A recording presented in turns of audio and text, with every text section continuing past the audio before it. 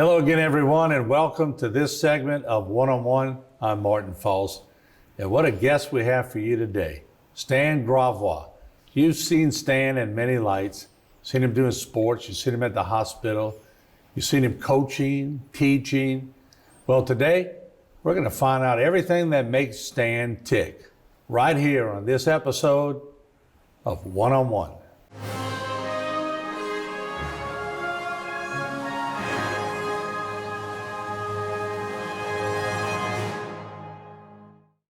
One-on-One is brought to you by the Law Office of Waits and Downer.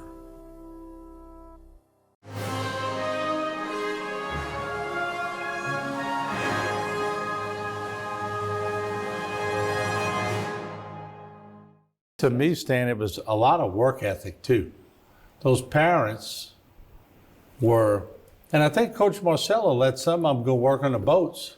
Yes. As long as they made up their time on the foot. They had to learn their plays. But they were working oyster boats and shrimp boats, and it was work ethic. He understood the culture. He understood what needed to be done. He understood how to handle it.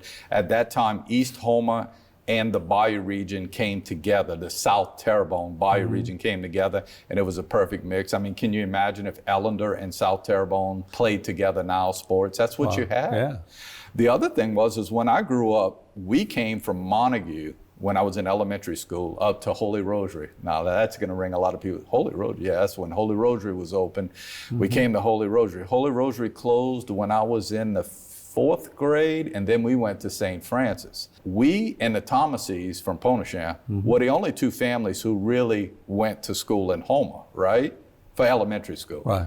Everybody kind of in that community went to school together, came up together, so everybody was coming up together. There was no, you had 4 high schools back then. Now you got 8 in Terrebonne Parish when you consider Messiah Montessori. Thomas, he's talking about the boat building? Yes. Well, Faith was in my class. Faith was in your class, Gerard Thomasy, Bobby Thomasy, good athletes, Gerard and Bobby. Yeah. And that was my friends when we were down the bayou. But, because of Catholicism and our parents wanting us to have Catholicism, we sort of came up to school. And then when it was about, I think it was 6th or 7th grade, Mom sat down with us and said, okay, it's time to sort of make decisions. And when you play recreation ball with all your friends, we stayed home. Yeah, we had all the Lecomtes coming in. You had the Lecomtes coming in and from I always Chauvin. say this about Jacob Lecomte. He didn't need a helmet.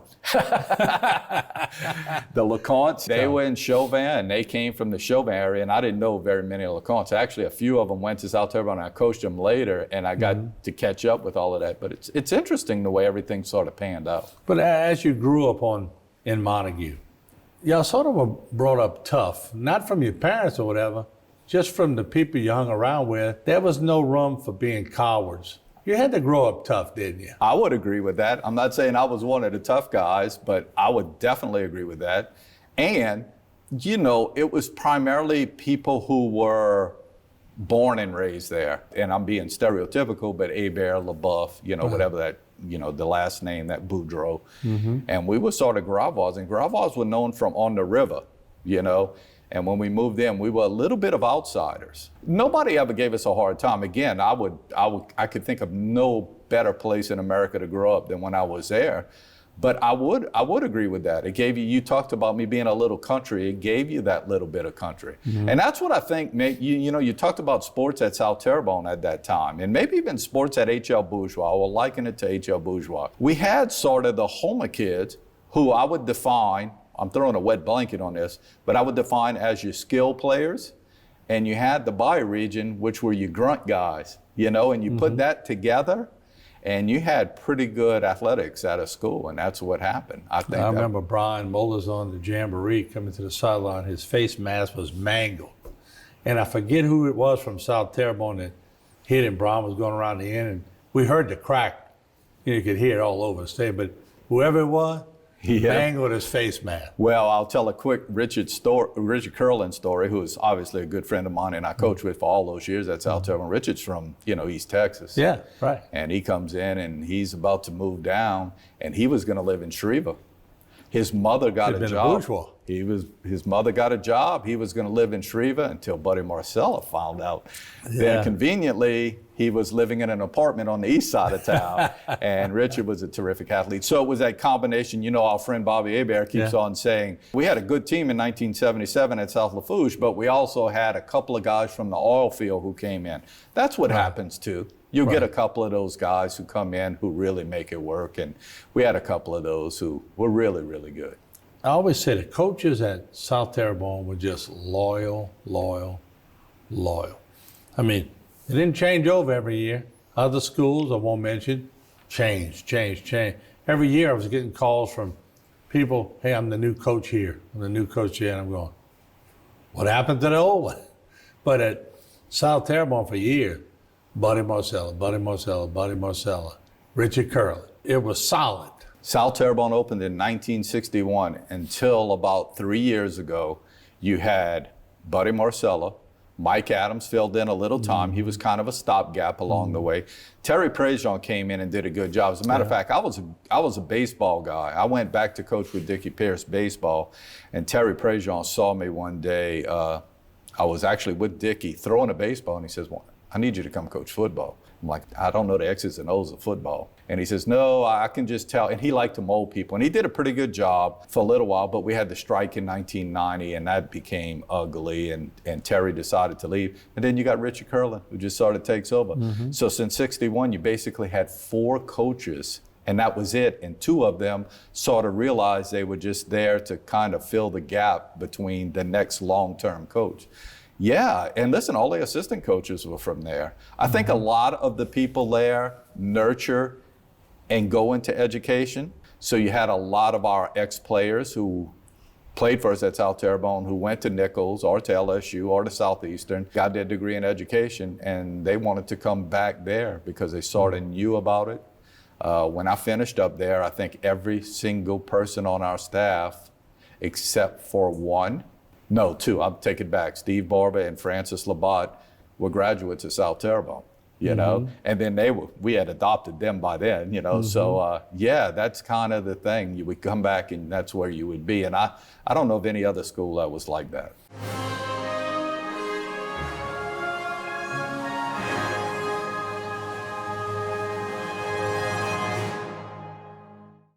For all of your cases, including those with catastrophic significance, call Waits and Downer Law Firm.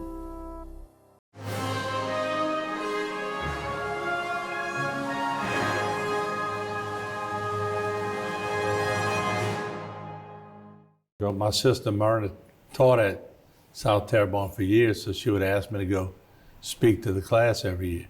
And I used to just enjoy it because it was salt of the earth people. The questions were just innocent, right from the heart questions. You know, you could tell they didn't sit there all night thinking about it, just whatever's on their mind. But a lot of that came from their parents. I would agree 100%. I'd also say this. It was the kind of place where every once in a while a kid could get a little rambunctious or whatever, but if you said that's enough, it was enough. You know, and I can't speak for it now. You know, I've been away from education for a while now, but I can say while I was there, it was really good. And I went into the talented art program in 2005, which is around when I started, you know, coming here and doing sports here. My home-based school, the school I go to the most was HL. I would travel to schools. And I would say that they all had good things about them. I don't want to knock any school because they all had good. But South Terrebonne did have that sort of, you know, it's that salt of the earth kid who they understood when it was time to calm down and be quiet and learn, they did it. You've been in administrative roles where I'm sure in your capacity now you're having to crunch numbers and make sure all this is taken care of and all this.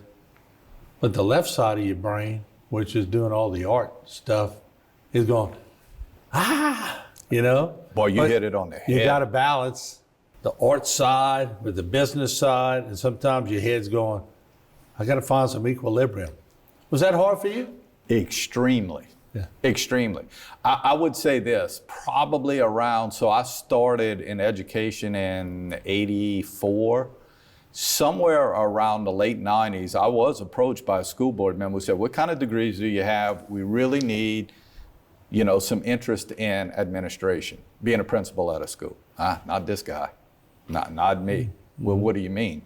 I like art. I like taking kids in a dark room, and when they see, and I'm talking about a traditional dark room back in the day when we had film, and when they would see, we would put the photo paper in the D76 and it would appear, right? Just the look on their face, I was like, this is why I do it, not to be an administrator. So I stayed away from it. And I would agree that if you're sort of liberal, art-minded, it's tough to be in that kind of administrative role, leadership role. It's like sometimes you're just like, I don't want to do that. I don't. Let me do this. Let me make sure this is taken care of. So yes, it was a constant struggle. I enjoyed doing sports here so much, and still do, when we do sports on the Bayou and things, because I can be creative with the stuff, yet it's still getting the content out there. It's a lot of fun. So yeah, I like when I could do both of those in conjunction with each other and they're not pulling at each other. But look at the amount of people that not only did you touch their lives through sports, but we could go back to Gavin Dugas now, who just won the LSU World Series. And you're talking about him years ago when he was in high school. And here's a young man that could have went pro and left LSU and said, no, I'd rather enjoy the moment, hoping we can make it to the World Series. Not only do they make it, he hits home runs, helps his team. They can never take that away now. Isn't it nice that we have the perfect example of what a student athlete should be coming out of our area? Not only Gavin Dugas, Mason Smith. Amen. I tell this story often. I'm cutting my grass. Mason is a junior. He just got named as a 5-star recruit, which is the king of the hill, right? He could go anywhere he wants in America. I'm I think cutting the grass. top 5-star. Yes. And like the #1 player in the country, right? And I'm cutting grass and the truck stops. And he goes, excuse me. And I didn't know who it was, right? I mean, I knew him from going to ball games and stuff, but I don't But like in to bother. uniform, he looks different out of uniform. Correct. Yeah. So I go over, I thought it was somebody who just had a question, directions or something. He says, hi, he says, Mr. Stan? I said, yeah. And he says, hi, I just want to introduce myself. My name's Mason. And as I got closer, I saw the size of the gentleman in the truck. And I said, Mason, are you Mason Smith? And he said, yes, sir. And I said, oh my goodness. And he said, I just wanted to tell you hello. I was passing by, I got a friend who lives right around the corner, and wanted to tell you hello. I've passed before and I was a little nervous about stopping and tell you hello. And I'm thinking, this guy in a couple of years, could hire me 5 times over and stuff. And so I thought, how nice. And then you hear all of the nice things about the yes sir, no sir. Gavin, the last time I spoke to Gavin, he was a student of the month when he was a senior at Houma Christian. And good grades, just a good kid. Everybody I talked to related to how he approaches baseball, has a passion for it. We need to be super proud of those kids. There's no doubt. That's from our area. That's The what's Houma representing Hammer. us. Yes. Yes. And I made a promise to his dad when he got to the World Series. I said, everybody's trying to get interviews. I said, I'm not talking to him during the World Series. Hands off. Just leave him alone. Leave him alone. Because selfishly, I don't want to be any reason he gets in a slump, or you don't want to ask the wrong question. Just let him. He's going to have enough with ESPN I agree. over there. So just let him enjoy it. And then now, fair game. Let's go. Listen, a couple of things too, in addition to that. One, he's a Dularge kid, so he's kind of from down the bay, although obviously Houma is the bigger area here. And the second thing is in the world of baseball at the time he was coming up, Houma Christian wasn't king of the hill. You still had Vanderbilt, which was probably the predominant program. Then all of a sudden you have all of the other programs coming along, South Terrebonne and stuff. He went to Houma Christian. That's where he wanted to get his education. So you have to value those things, and staying at LSU, like you said. He could have left last year. He stays at LSU. I'm glad things have worked out really well. How about for him. Houma Christian, home of Gavin Dugas? Yes. That's coming, huh? I would imagine that. LBA, my grandson, is just starting to play ball, and he plays for this organization, LBA, in town. That's where Gavin played, and they're very proud of it. So everybody's, and rightly so.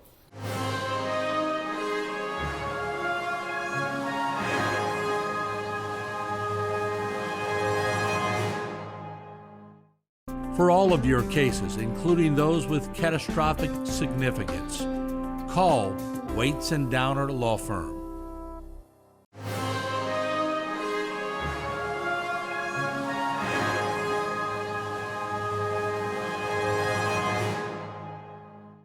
I just tell people, in case you don't know it, Stan's just been integral in a lot of different things. So you've had the catbird seat on a lot of things. You've got to watch these athletes grow up. You got to see them, somebody who might not have been that good as a freshman, but as a senior, they're starting to bloom and blossom. You've had a pretty good position. That's going to make you feel good that you were able to just see all this. I think I'm an observer. I think, whenever we go on vacation and stuff, I'm the one who just wants to sit down and watch the people. If we're at Disney or whatever, I just want to watch. Mm-hmm. I think I've done that throughout my teaching career. I do know when I left, and I had finished at South Terrebonne to go to college a couple of years later. Obviously, Stan was highly recruited, Stan Fobb, mm-hmm. but Rusty LaBeouf went on to Nicholls State and was a terrific player, and he was only a sophomore. And when he was a sophomore, we thought, if there's going to be guys going on to play at the next level, I don't know if Rusty's going to be one of them. And just to see Rusty progress, and he's a good guy, and Rusty goes there and he's an all-conference player at Nicholls. That's when you start seeing how people could kind of, don't judge them until it's time to judge them, if that makes any sense whatsoever. Mm-hmm. And obviously, even with Mason and Gavin, it was like when they first went to LSU, I was kind of quiet. I was like, let's judge them when it's time to judge them. Mm-hmm. Well, it's time to judge them. They've done extremely well. The reason I think I don't want our history to get lost, Martin, and I've said this before, this happened probably in the mid-2000s when I really thought, man, we need to have some kind of Hall of Fame in the area. Mm-hmm. There was a coach, a good friend of mine, Steve Barber, he's a track coach, and he wanted a kid to run track. And he says, the parents, he lives in Montague, talk to his parents. The kid doesn't want to come out, wants to go to work, wants to go do his thing at work. And I went and talked to the kid, and the kid said, well, there's no future for me in that. I need to start work now. And that's the mindset of a lot of the Bayou kids. And I said, no, listen, there are some people who have made it. Look, I grew up with a guy, Stan Fobb. I grew up with Tommy Boudreaux, who went on and played at LSU. They were from Montague, man. These guys went on and played. Melvin Johnson, who lived less than a mile from me. Troy, who was a friend growing up. Even talked to him a little bit about Clarence. Just hope he didn't talk as much as Clarence, but talked about Clarence a little bit. And the kid said, and then it sparked in my mind. I took him to the front of the school.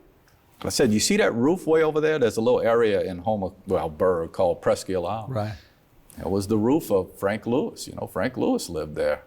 And I said, that guy right there has 2 Super Bowl rings. He said, in that house, the guy who lives in that house? I said, yeah, Frank Lewis. I said, now listen, he was from Deweyville, which is right out across the tunnel. But I said, you can do it. I mean, there's nothing to stop you. And this coach believes in you that much. He thinks you're that fast. He thinks you can do this. And that's when I realized the kids don't know what came before them.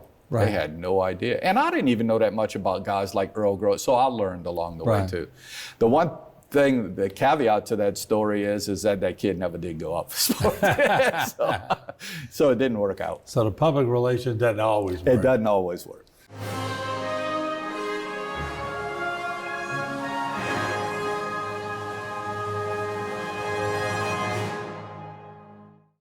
For all of your cases, including those with catastrophic significance, call Waits and Downer Law Firm.